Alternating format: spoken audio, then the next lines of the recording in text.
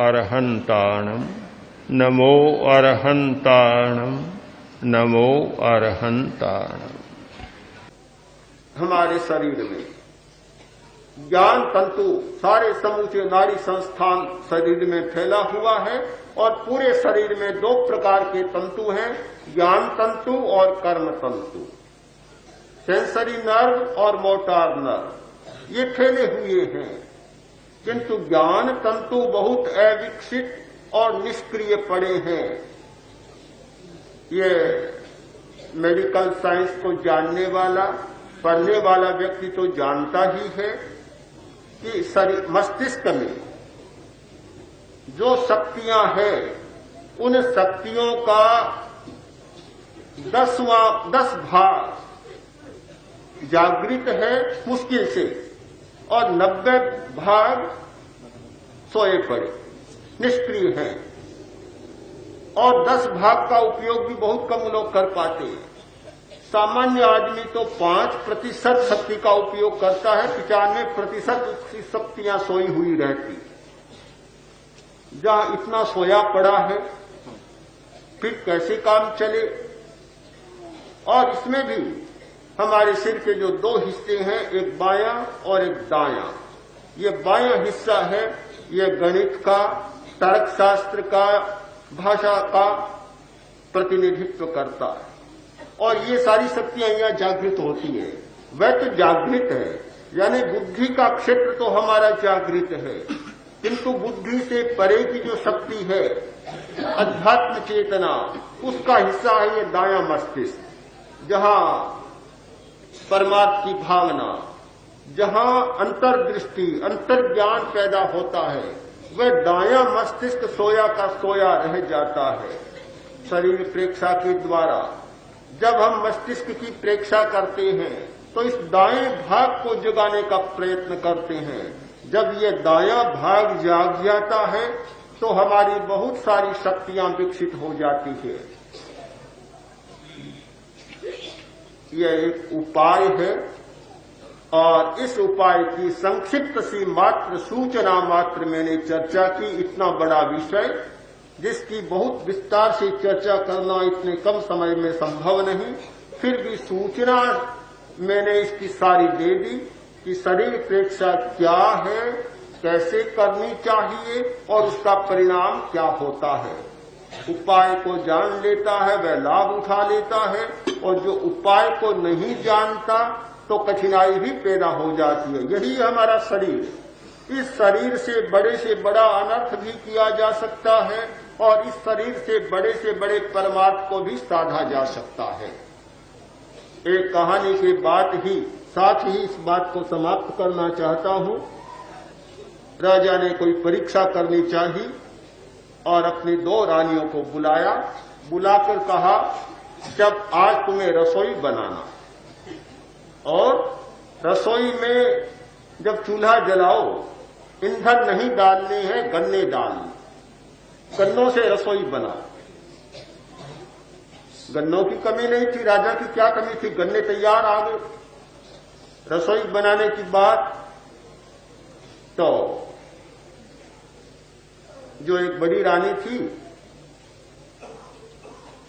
उसने सोचा ठीक है शाम को रसोई बनानी है, गन्ने मंगाकर रख दिए और रसोई की तैयारी समय आने पर करने लगे। चूल्हा जलाया, वे गन्ने उसमें सीधे डाल दिए। गीले गन्ने, इतना धुआं हुआ, आंखें फूट गई, सिर भी फूट गया। और जब धुआं होता है सहा नहीं जाता। महिलाएं कैसे सहती है वे ही जाने, जो नहीं सह सकता उसके लिए तो बड़ा कठिन काम होता है। इनके लिए मुश्किल, इनके लिए भी मुश्किल, मुश्किल हो जाता है इनके लिए भी। और जले ही नहीं पूरे, केवरा धुआं ही धुआं हो गया, रसोई बनी नहीं, सिर पच्ची करके रह गई, रसोई नहीं बनी। जो छोटी थी उसने सोचा कि रसोई तो बनानी है पर गन्ने गीले हैं, रसोई कैसे बनेगी। उसने लड़कों को बुलाया बहुत सारे लड़कों को इकट्ठा कर लिया और कहा ये पड़े गन्ने, जो चूसना चाहो वह चूस लो। अब मारवाड़ के लोगों को गन्ना मिल जाए, थली के लोगों को जहां बाजरी होती है गन्ना देखने को नहीं मिलता, और वहां खुली छूट मिल जाए। बच्चों ने जी भर कर गन्ने चूसे और छिलके फेंक दिए, पड़े पड़े सूख गए। और शाम को रसोई बनानी थी, रसोई बनाई, मजे में गन्नों से रसोई बना ली और न धुआं हुआ न कोई कठिनाई हुई और रसोई बन गई। गन्ने से रसोई भी बन गई और गन्ने ने धुआं भी बढ़ा दिया। इस शरीर से पाक भी हो सकता है और इस शरीर से धुआं भी निकल सकता है। अगर हम रस दूसरों को देना जाने, ये जितने रस आते हैं उन रसों को जो व्यक्ति केवल स्वयं भोगना चाहता है तो धुआं पैदा हो जाता है, और रस दूसरों को देता है तो फिर उसमें से कुछ दूसरी बात निकल जाती है। एक ही शरीर, जिस शरीर के बारे में हमारी धारणा है और बहुत गहरी धारणा भारतीय धार्मिक के मन में जमी हुई है कि यह शरीर बड़ा गंदा है, बड़ा खराब है, हाड़ मांस का पुतला है, रटे रटाए शब्द यहां गाए जाते हैं, दोहराए जाते हैं और उपदेश की वाणी में सुनने को मिलते हैं। बड़ा खराब है ये शरीर। ये एक पहलू है, सही है, झूठ तो मैं नहीं कहता, सही तो है, पर एक पहलू है, दूसरे पहलू को हम भुला देते हैं। हमारी दुनिया में इस शरीर जैसा परम धाम भी कोई दूसरा नहीं है, इस शरीर जैसा परम पवित्र तीर्थ भी कोई दूसरा नहीं है। सारी शक्तियां, सारी अच्छाइयां इस शरीर में से निकलती है। जिस व्यक्ति ने इस शरीर के रहस्यों को समझने का प्रयत्न नहीं किया वह न धर्म को समझ सकता, न अध्यात्म को समझ सकता और न साधना के रहस्यों को समझ सकता। इसलिए बहुत जरूरी है शरीर के रहस्यों को जाने और शरीर प्रेक्षा के द्वारा अपनी शक्तियों को उद्घाटित करें। शिविरों में जो लोग ध्यान करते हैं, वे शरीर प्रेक्षा करते हैं, तब जिस स्थान पर दर्द या पीड़ा होती है उस स्थान पर ध्यान करते समय अत्यंत तीव्र विद्युत के करंट से महसूस होते हैं और उस स्थान से दर्द गायब हो जाता है। ऐसा क्यों होता है?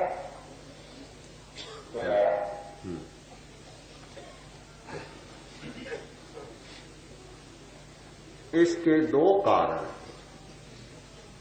एक कारण है जहां हमारा चित्त जाता है वहां प्राण का प्रवाह जाता है। जैसे अंगुली है और यहां चित्त को केंद्रित कर दिया तो यंत्र से देखा जा सकता है कि यहां प्राण का प्रवाह समूचे शरीर की अपेक्षा ज्यादा मिलेगा। प्राण के पीछे चित्त जाता है। इसी को योग के आचार्यों ने कहा कि यत्र पवने तत्र मने, यत्र मने तत्र पवने। जहां पवन होता है वहां मन होता है और जहां मन होता है वहां पवन होता है। तो जहां प्राण की शक्ति ज्यादा जाएगी तो दर्द कैसे टिकेगा?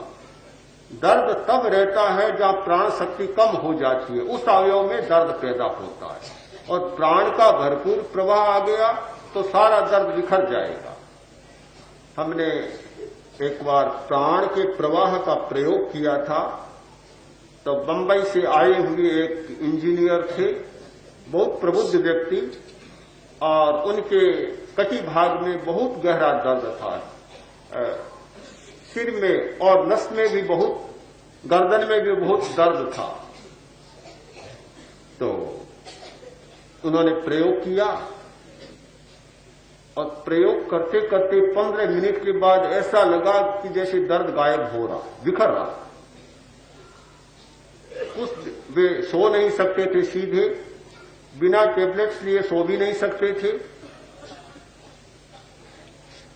गले का पट्टा लगा हुआ था, खुल गया, सीधे सोने भी लग गए और गोलियां भी बंद हुई, क्योंकि प्राण का प्रवाह निरुद्ध था। जहां ये तो सामान्य नियम सब जानते हैं कि जहां रक्त का संचार नहीं होता वह अंग शून्य जैसा हो जाता है, निष्क्रिय हो जाता है। किंतु रक्त का प्रवाह मुख्य बात नहीं है। ये एक डॉक्टर के लिए तो मुख्य बात हो सकती है, एक चिकित्सक के लिए, कि रक्त का प्रवाह ठीक हो रहा है कि नहीं हो रहा है। किंतु एक साधक के लिए इससे भी एक सूक्ष्म बात है कि रक्त का संचार ठीक हो रहा है, प्राण विद्युत का संचार ठीक हो रहा है या नहीं हो रहा है, यह मुख्य बात होती है। तो जब प्राण का प्रवाह ठीक हुआ, दर्द मिट जाएगा। दूसरी बात कि हमारे शरीर में जितना असंतुलन पैदा होता है वह प्रियता और अप्रियता की भावना से होता है। हम दो आयामों में जीते हैं प्राय, या प्रियता का क्षण और या अप्रियता का क्षण। कोई सामने इष्ट वस्तु आती है तो हमारी प्रियता की वृत्ति जाग जाती है, कोई खराब वस्तु सामने आती है तो अप्रियता की वस्तु जाग जाती है। दिन रात के 24 घंटों में यदि ध्यान दिया जाए, जागते समय और सोते समय भी, सपनों में भी लगभग ये प्रियता और अप्रियता की वृत्तियां चालू रहती है। एक मिट्टी तो दूसरी आई, दूसरी मिट्टी तो पहली आई, या प्रियता होगी या अप्रियता होगी। एक तीसरा आयाम है हमारे जीवन का, एक तीसरा क्षण है समता का, जिसमें न प्रियता और न अप्रियता। जब हम प्रिय और अप्रिय भावों से मुक्त होकर समभाव के द्वारा प्रेक्षा शुरू करते हैं, अपने शरीर को देखना शुरू करते हैं, तो प्रियता और अप्रियता के क्षणों में जो वृत्तियां जागती है, हमारी ग्रंथियों के जो स्राव होते हैं और वे जो जो कठिनाइयां पैदा करते हैं, वे सारी कठिनाइयां एकदम शांत होने लग जाती है। यह दूसरा कारण है कि ध्यान होता है चित्त की शुद्धि के लिए, किंतु साथ साथ हमने देखा कि स्नायुविक बीमारियां तो बहुत जल्दी मिटती है और मानसिक बीमारियां बहुत मिटती हैं, और साथ साथ में शारीरिक बीमारियां भी बहुत ठीक होने लग जाती।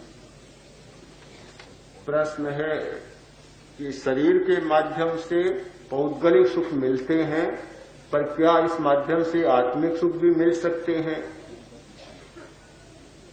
मैंने पहले ही कहानी सुना दी कि गन्ना वही तो है, धुआं भी निकाल लो और रसोई भी बना लो, तो माध्यम ही तो है। इससे शारीरिक सुख भी पालो और आत्मिक सुख भी पालो। आत्मा और है कहां? शरीर के बाहर तो कहीं आत्मा है नहीं, है तो भीतर ही। बस जिस क्षण प्रियता और अप्रियता से छुट्टी पालो, यह शरीर आत्मिक सुख का माध्यम बन जाए, और प्रियता और अप्रियता से जोड़ लो इस शरीर को, तो ये पौद्गलिक सुख का साधन बन जाएगा।